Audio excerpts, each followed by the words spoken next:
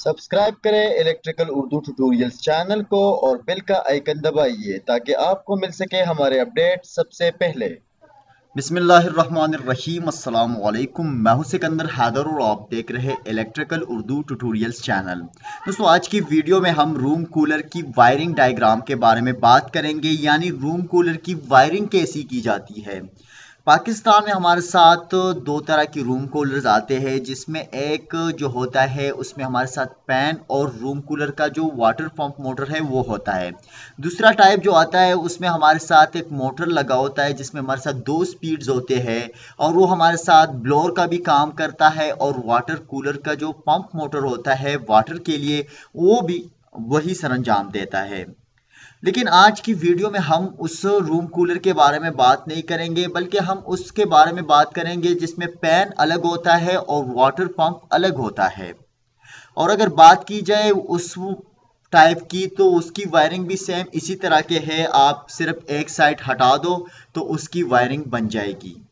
दोस्तों, शुरू करने से पहले आपको मैं रिकमेंड करूंगा कि आप हमारे चैनल पर अगर नए हो तो वीडियो के नीचे आपको सब्सक्राइब का बटन नजर आएगा, सब्सक्राइब कीजिए। सब्सक्राइब के बाद आप बेल आइकन पर क्लिक कीजिए ताकि आपको नोटिफिकेशन मिल सके।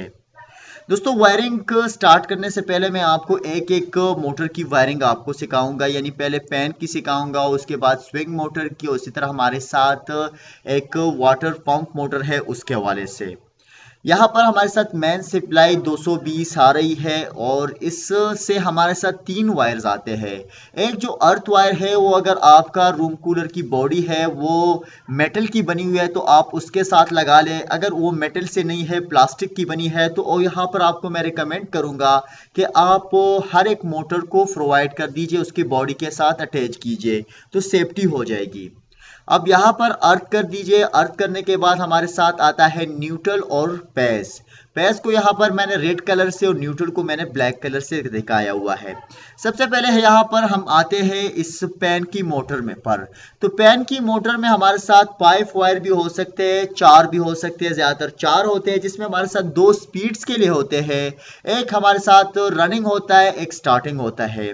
यहाँ पर अगर आपको पता नहीं है कि कैसे आपने स्पीड को आइडेंटिफाई करना है, कैसे रनिंग को आइडेंटिफाई करना है, कैसे आपने फाइंड आउट करना है, टेस्ट करना है कि स्टार्टिंग कौन सा है, तो आपको मैं रिकमेंड करूंगा कि उस हवाले से मेरी एक वीडियो है, नीचे डिस्क्रिप्शन में आपको लिंक मिल जाएगा, वो आप कंप्लीट वॉच कीजिए तो उससे आपको पता चल जाएगा कि कैसे आप एक मोटर में स्पीड को फाइंड आउट कर सकते हैं एक मल्टीमीटर के जरिए। बहुत ही सिंपल और आसान सा तरीका है, तो आप घबराइए मत, वो वीडियो देख लीजिए। उसके बाद यहाँ पर हमारे साथ यह जो मोटर लगा हुआ है उसमें 4 वायर्स है, जिसमें हमारे साथ दो स्पीड्स है, एक हमारे साथ रनिंग है और एक हमारे साथ स्टार्टिंग है। अब यहाँ पर ये दो वायर जो है वो स्पीड्स है, इस तरह ये रनिंग है और ये स्टार्टिंग है। हमारा न्यूट्रल वायर आता है और हमारे साथ रनिंग में कनेक्ट हो जाता है रनिंग वायर के साथ, और उसके साथ ये जो हमारे साथ रनिंग से एक वायर जाएगा कैपेसिटर को, और उसके बाद कैपेसिटर से जो दूसरा वायर आएगा वो हमारे साथ मोटर की स्टार्टिंग के साथ कनेक्ट हो जाएगा। अब आते हैं इसकी लाइन के बारे में। तो लाइन आ जाएगी, हमारे साथ एक स्विच लगता है इसके लिए, जिसको हम टू वे स्विच कह सकते हैं, जिसमें हमारे साथ एक ऑफ पोर्शन होता है, लो होता है और हाई के लिए हमारे साथ 2 पॉइंट्स होते हैं। हमारे साथ तीसरा पॉइंट भी हो सकता है इसके लिए, यानी हम अगर सब मोटर हमारे साथ 3 स्पीड्स का है तो हमारे साथ एक स्विच आता है जिसमें हमारे साथ ऑफ और 3 पॉइंट्स और होते हैं, यानी हम उसको लो, मिड और हाई के लिए इस्तेमाल कर सकते हैं। लेकिन यहाँ पर हमारे साथ सिर्फ 2 ही स्पीड्स है, तो हम अपने स्विच के कॉमन के साथ हमारा लाइन वायर लगा देंगे और जो 2 पॉइंट्स रहते हैं उसके साथ एक के साथ लो का वायर लगा देंगे और दूसरे के साथ हाई का लगा देंगे। तो इससे हम अपने मोटर के जो फैन मोटर है उसको ऑफ भी कर सकते हैं और इसी तरह हम इसको लो स्पीड में भी चला सकते हैं और हाई स्पीड में भी चला सकते हैं। तो ये तो हमारे साथ हो गई फैन की वायरिंग। अब आते हैं, हमारे साथ एक मोटर होता है जिसको हम स्विंग मोटर कहते हैं, जो हमारे साथ स्विंग करता है। तो यहाँ पर इस मोटर की वायरिंग बहुत ही सिंपल है, 220 पर चलता है और इसको हमें सिर्फ न्यूट्रल और पेस प्रोवाइड करना है। तो जैसे कि यहाँ पर एक न्यूट्रल वायर मैंने कनेक्ट किया है, तो यहाँ से एक न्यूट्रल वायर इस पैर के सॉरी स्विंग मोटर को भी जाएगा। स्विंग मोटर को न्यूट्रल यहां से प्रोवाइड हो गया और इसी तरह हमारे साथ ये लाइन वायर जाएगा इस दूसरे टू वे स्विच के साथ, टू वे स्विच में कनेक्ट हो जाएगा और यहाँ पर हमारे साथ दोनों पॉइंट्स जो होंगे वो आपस में हम कॉमन कर देंगे। यानी अगर हम इस स्विच को इस तरफ रखेंगे तब भी हमारे साथ ये स्विंग मोटर चलना चाहिए और अगर हम इस स्विच को इस साइड पर रखेंगे तब भी हमारे साथ ये स्विंग मोटर चलना चाहिए। इस तरह अगर हम इस स्विच को दरमियान में रखें तो हमारे साथ ये स्विंग मोटर ऑफ होना चाहिए। तो ये थी स्विंग मोटर की वायरिंग। अब आते हैं हमारे साथ इस वाटर कूलर के पंप मोटर के तरफ। तो हमारे साथ अगर ये मोटर एक ऐसा मोटर है जहां पर आपको एक इंडक्शन मोटर नजर आ रहा है और इसमें हमारे साथ कैपेसिटर की जरूरत होती है, तो इसमें हमारे साथ 3 वायर्स निकलेंगे स्टार्ट रन कॉमन।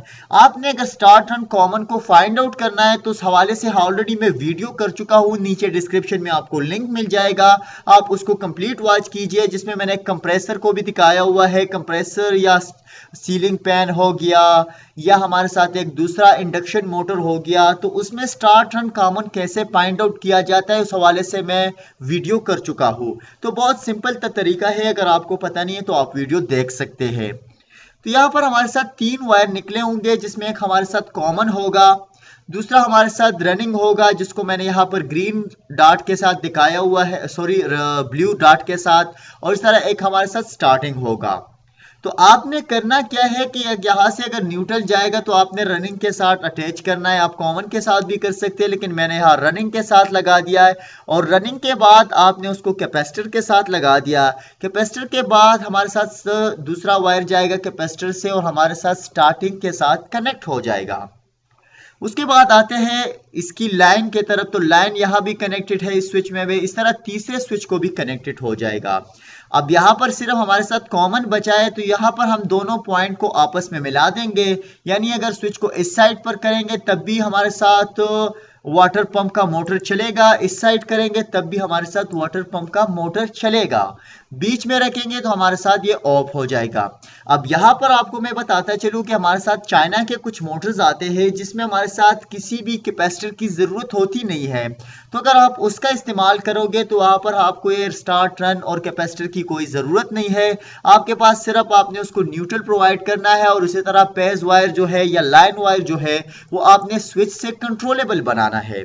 यह थी तो बिल्कुल सिंपल सी वायरिंग आप एक रूम कूलर की। अब आपको मैं बताता चलूं, अगर आपको ये डायग्राम चाहिए तो नीचे डिस्क्रिप्शन में आपको लिंक मिल जाएगा या हमारे वेबसाइट पर भी आप जा सकते हैं, electrical-online-for-you.com हमारा वेबसाइट है, वहां पर विजिट करके आपको हमारे सारे जितने भी डायग्राम हमने बनाए हुए हैं उसको आप देख सकते हैं, उसका इस्तेमाल कर सकते हैं।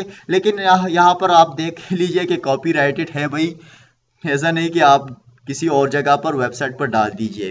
तो इसी के साथ ही आज की वीडियो ट्यूटोरियल खत्म होती है। मजीद ट्यूटोरियल के लिए आप हमारे यूट्यूब चैनल को जरूर सब्सक्राइब कीजिए। आपको अगर किसी वायरिंग के बारे में किसी चीज की डायग्राम की जरूरत हो तो हमें कमेंट सेक्शन में बता दीजिए, मेरी पूरी कोशिश होगी कि उस डायग्राम को जल्द से जल्द बना के आप लोगों को समझाओ। इसी के साथ ही आज की वीडियो खत्म होती है। अल्लाह हाफिज।